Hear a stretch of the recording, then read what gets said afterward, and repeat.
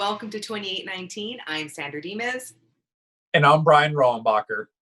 And we hope that you're ready for a great show today. We have visiting scholar Pat McGuire, and he's going to be sharing his journey from holding a young Earth perspective, converting over to an old Earth perspective. And we'll also hear from Jeff Swearink and Hugh Ross, and they're going to discuss if astronomers have found another Earth.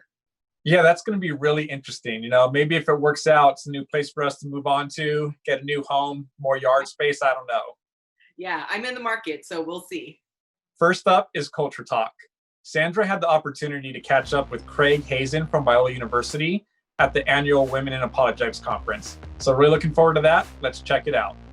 Welcome to Culture Talk. This is the segment where we talk about the intersection of science, faith, and pop culture. And I'm joined today with Dr. Craig Hazen. Thank you so much for joining us. Yeah, thanks for having me. So you are the director of the Christian Apologetics Master's Program here at Biola. Yeah, I've been doing it for over, a couple of decades. Wow, yeah. We have the biggest and baddest apologetics program on the planet, I think. Yes, and it's so valued here in LA. It's wonderful that we're both doing ministry in LA because it's such a right field. Mm-hmm. So thank you for talking. We're going to be talking about Christ and the world of other religions. And of course, you have plenty of experience not only interacting, but also equipping students to interact in this world Right. of different religions. So what would you say is some of the most pressing things that others are curious about when they're looking at Christ and their own religion? Yeah, and you mentioned we're in Los Angeles. This is a good place to talk about this because every religion on the planet is represented in a big way in Los Angeles. Mm-hmm. And there's some religions being invented right now on various street corners, you know. I mean, it's just a kind of a religious hotbed, you know. Yes. So, but if you want to capture somebody's attention with regard to Jesus and world religions, there's a couple of techniques. I mean, if you have a long time, let's say it's a neighbor. Yeah. You live next door to a Hindu family. I mean, I take a different tack than I would if I were to just have kind of a one-time shot at somebody. So if they're neighbors, I just like to make sure I build a great relationship, serve them as best I can, help them in the name of Jesus the best I can.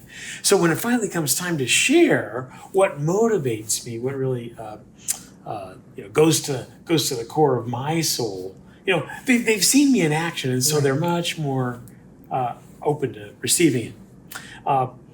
If I don't have a lot of time, I'll hit them with something. And I just a few weeks ago, I did this at a kind of a multi-faith conference. There's a panel of people, Jews and Buddhists and Hindus, and I was the Christian. Yeah. And it was a big audience, and I wanted to give them something that would really make Christianity stand out. Well, there's a number of things that help Christianity stand apart from the pack.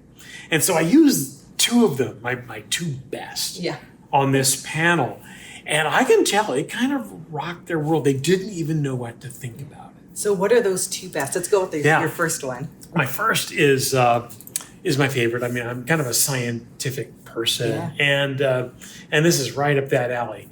I made the case to this panel and to the audience that one reason I'm a Christian is because it's testable. It's testable. What I mean by that is you can offer evidence for it, you can offer evidence against it, and the evidence actually means something. In other words, you could become a follower of the Lord Jesus Christ by means of the evidence in the case compelling you. Yeah. And this actually strikes religious people as very strange. Right. Yeah. Like, what do you mean evidence? What do you mean testability? Like what's going on inside you, that kind of personal inner testability? Well, that certainly plays a role, but no, I'm talking about objective testability. The facts in the world at large point to Jesus. And of course, the great example there is the resurrection of Jesus. And I think God was very generous in giving us so much evidence pointing to this event. And so when you start talking like that, suddenly you leave the rest of the religious world behind you, because now you're talking about an event in time and space that can be investigated and that cuts through the spiritual fog like nothing else. Right. What I find fascinating is that we talk at Reasons to Believe about extra biblical evidence. And so when we think about Christ and the fact that Christ existed and there is evidence outside of the Bible that corroborates what the Bible says, I feel like that's a pretty strong addition to this case that Christ existed Yeah. Yeah, absolutely. And the idea that there's some central miracle in human history that points to the way to salvation. Right. Yeah. Right. And what is your second? Oh, this is a good one. You're excited about this one. This grabs them at a different level.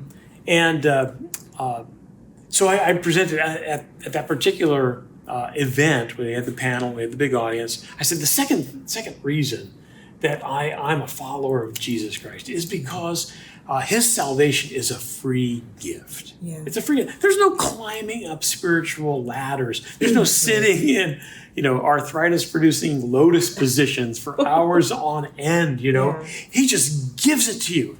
And in my study, I tell them, I've never seen a religion on the planet today or through human history that's where God simply gives you the gift of salvation.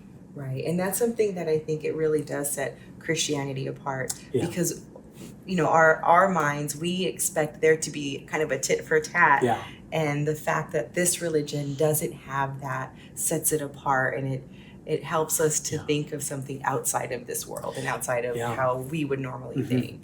And those two things, I mean, you'd be surprised how people are taken aback by them. Like, no, really? It's a free gift? I've never quite heard it put that way, Or testable? You mean like, yes, it's testable in the way that you can actually sort through all of the other religions and find one that actually is the standout. Right. So testable. Yeah. And testability and grace. Yes, and free salvation, a free gift. Yeah. Are two things that really set Christianity apart from the pack. Yeah. Well, thank you so much for speaking on that. Do you have any practical tip that you would give someone if they're just starting out, trying to figure out how to share their faith? What would you say to them? Make sure you know your faith. Yeah. Learn it well, so at least you're good at that part of it. Because it's very difficult to spend time to learn Buddhism and Hinduism and Islam and all the others. But if you have the opportunity, concentrate on one. Become the expert in, say, Mormonism for your church or for your family. So when the missionaries come to the door, you can actually have a shot at moving them in the right direction. Right. It's such a great reminder of 1 Peter 3:15. We're going to be prepared, and we're going to be prepared. Right. We're going to give reasons and do so with kindness and gentleness. And I love that you said that if you have neighbors, you want to start by living it out and Absolutely creating kind of this platform of kindness. Yeah.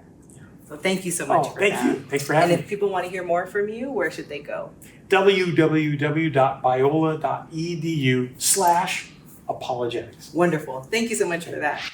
Now it's time for RTB 101, where we discuss practical questions to equip you to share your faith more effectively.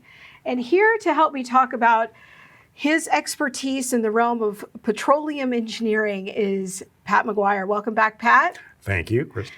And I know that I know what a petroleum engineer is, but I'm thinking there's a lot of people at home that might not know what that is. And then we're going to tie that into some thoughts that you have about Noah's flood. So let's talk about that. What is a petroleum engineer? Okay, a petroleum engineer isn't the guy that finds an oil field. The geologists and the geophysicists do the exploration drilling, and when they finally find oil, then they turn to the petroleum engineer to say, okay, how do we get the oil out of the ground? So what my job as a petroleum reservoir engineer is to apply high technology recovery processes to the geology that's actually down there. So again, I'm a high-tech guy, but I have to understand what is the geology. So the reservoir engineer and the geologist are kind of joined at the hip, and we jointly develop an oil field to get as much oil out as we can. Now, how long have you been working in this field? I trained for the nuclear industry and graduated in 1975, and to my surprise, I ended up in the oil industry at that time. Okay, so you've been doing this a while. Yes. In the first part of your career, I know that you kind of came at your faith a little bit more from what we call a young earth creationist perspective, because that was kind of what you knew. That was all you heard. And I think it was maybe in the late 80s that you met Hugh Ross, or you went to a lecture that he did. Tell us a little bit about how that changed your situation in your job. Okay, I knew basically nothing about geology when I got my undergraduate degree and graduated. But as soon as I went to work, I got a crash course in applying technology to what's actually down there. And so for 12 years, from 1975 until I met Hugh Ross in 1987, I struggled with learning on an almost daily basis of the reality of what's down there that was different than what I was being taught in church. And that was a real struggle, and I didn't know how to resolve it. And then I met this Canadian science guy and first time I'd ever heard of old Earth, and I was really good at math and science, so I knew his science was good. But I had never heard the old Earth described theologically before. And wow, this makes a lot of sense. It allows me to reconcile the truth in the Bible with the truth that I was learning on the job, and the two meshed. And that was just huge for me because that had been a struggle for 12 years. So from your perspective, the global flood model of deep marine depositions, you kind of knew from your job, that's not how oil is made, and that doesn't tell me where to drill.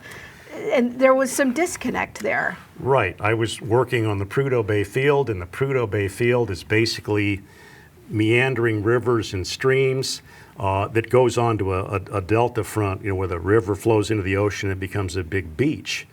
And I had lots of rocks to look at, lots of core samples, and world-class geologists that had described this so that we could apply the high technology to what's actually down there. And it had nothing to do with deep water deposits. These were freshwater deposits. So when you're sharing your faith with a non-Christian, because that's really what we're about here at 2819, is how do we share our faith? If I go about trying to share my faith with somebody and I'm trying to advocate for a global flood model, what obstacles am I going to potentially run into with that? I hate to be blunt, but to a non-believer, the global flood has about the same credibility as the flat earth. You just simply can't share with them credibly if your worldview is so against what they know the scientific record says. Because chances are that they have at least enough scientific knowledge that they kind of know enough that the global flood isn't going to get them there. Well, certainly working in the oil industry, they all knew this. So for me personally, I was much more confident in my ability to share Jesus with people whom I had the same understanding of the scientific record. So we were agreed. It made me sharing my faith just much easier to do. Very good. Well, I appreciate you sharing your experience with us, and I do want to encourage you, if you'd like to hear more from Pat McGuire, visit the Reasons to Believe YouTube channel. Now let's see who Jeff is talking to over at Give and Take. Hello, Jeff Zwerink here, and welcome to Give and Take, the segment of our show where we explore important scientific discoveries and how they relate to the truth of Christianity. Today, I'm joined by President and founder of Reasons to Believe, Dr. Hugh Ross, and we're going to be discussing one of the latest exoplanet finds, something that's being hailed as another Earth.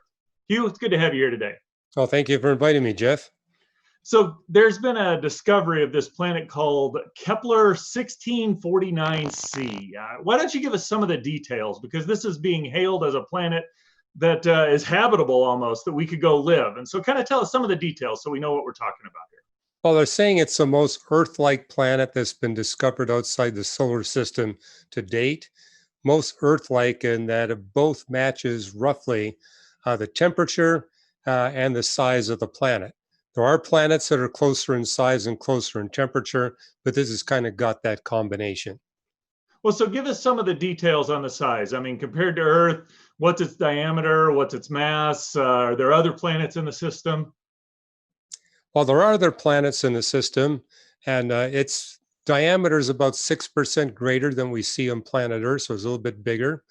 And it receives 74% as much light and heat from its star as Earth receives from the sun. Okay, so I'm going to loop back to the 75% there, but I do know that part of what's interesting about this planet is that it's got a habitable zone around its star that is much closer. So that means that it's an M dwarf star. What sort of implications does that have for habitable planets? That's a good point, Jeff, because this star has only 1/2% the luminosity of our star, the sun. So yeah, this is a So, planet. so, Yeah, so go let's get ahead. that 1/2%. So, about what's that? 100 times dimmer, 200 times dimmer. 200 times dimmer. Very good. Okay, continue on. Kind of what are the implications of that That smaller star? means that for it to be in the liquid water habitable zone, it's orbiting its star very closely. So close that it's very likely that it's tidally locked, which means you got one side of the planet facing the star all the time, the other side never faces it. So you got one side that's extremely cold, the other side that is extremely hot. And then you got this twilight zone right on the edge of daylight and darkness. But the problem there is any water on the warm side is going to be transported to the cold side and become permanently frozen. And moreover, when you're that close, you're going to be blasted by the ultraviolet radiation from the star. So we've got a scenario around this. So an M dwarf star is a star that's much smaller. So this planet, I think it orbits like once every 20 days, Yes. which even Mercury is something on the order of 88 days. So this is well inside the orbit of Mercury. And it's tidally locked, which mean like the moon, the same side of the moon always faces the Earth. So the same side of this planet will always face the star, correct? That's correct. And moreover, being a very tiny M dwarf star, it's going to be throwing out super flares. And super flares are deadly for life. So I mean, that's a little counterintuitive. What is it about these stars, since they're smaller than the sun, why do they give off so much more of this harmful radiation? It seemed like you'd have to be a more massive star to do that. Well, the smaller the star, and also it's true, the larger the star, the more variable the star. Our star, the sun, has precisely the mass where you got the maximum luminosity stability. So as you move away from the mass of the sun, you're dealing with stars that are more variable and more likely to throw out these deadly flares. The flares are going to be more frequent and they're going to be much more intense than we get here on Earth. So these are the types of events where they're going to throw off a lot of cosmic rays or coronal mass ejections or flares, where things are going to go impinge on the planet.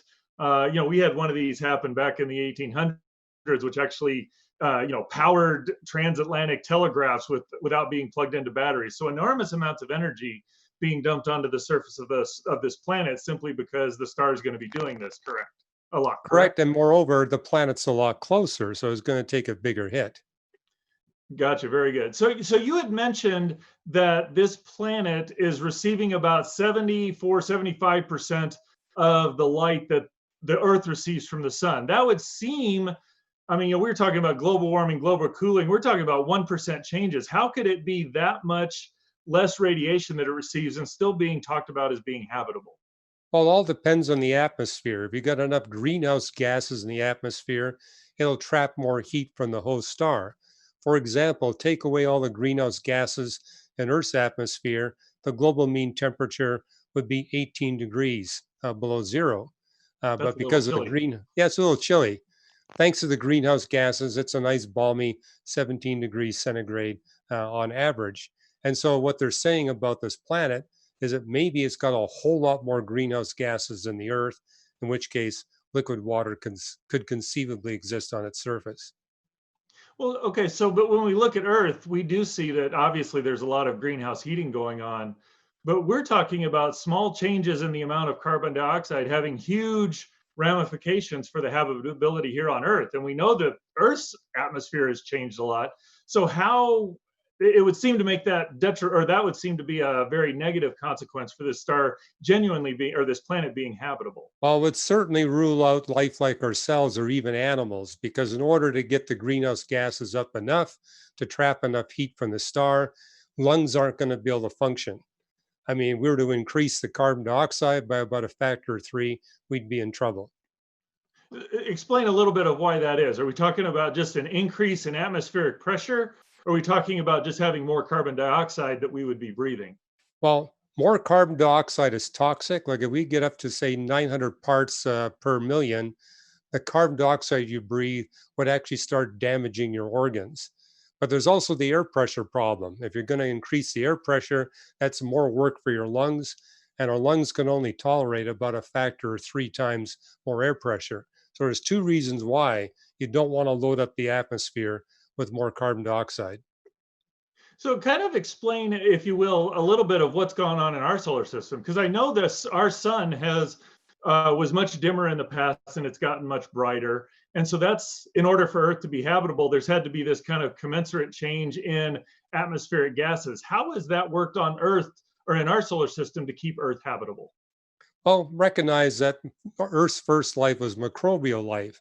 Microbial life can handle a lot more greenhouse gases in the atmosphere. And those extra greenhouse gases trapped heat when the sun was a lot dimmer than it is right now. And then what we notice is we got a creator that is progressively removing life from the earth, replacing with new life, where that new life is slightly more efficient in pulling greenhouse gases out of the atmosphere. So as the sun gets progressively brighter and brighter, our atmosphere becomes less and less efficient in its capacity to trap heat. That's one reason why life has been able to thrive on our planet for 3.8 billion years. Thanks, Hugh. I appreciate your comments. You know, astronomers have been finding just a wealth of planets outside our solar system. And it's exciting because some of those are starting to look more and more Earth-like. But even as we find that, what we also see is that Earth's capacity to host life really makes it stand out amongst these planets. You know, I would encourage you to go to reasons.org and check out Hugh's latest blog on this topic. It's titled, Is Kepler 1649c the long-sought Earth twin? It'll give you some great insight into what's going on with this planet and how well-designed Earth is to host life so that you can go take that exciting information and share about the God who created the universe to those people around you. That does it for us this week. We hope you enjoyed this episode and that it equipped you to share your faith with confidence and compassion.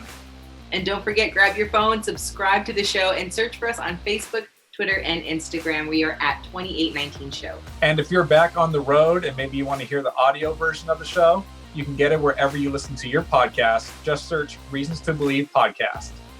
See you next week.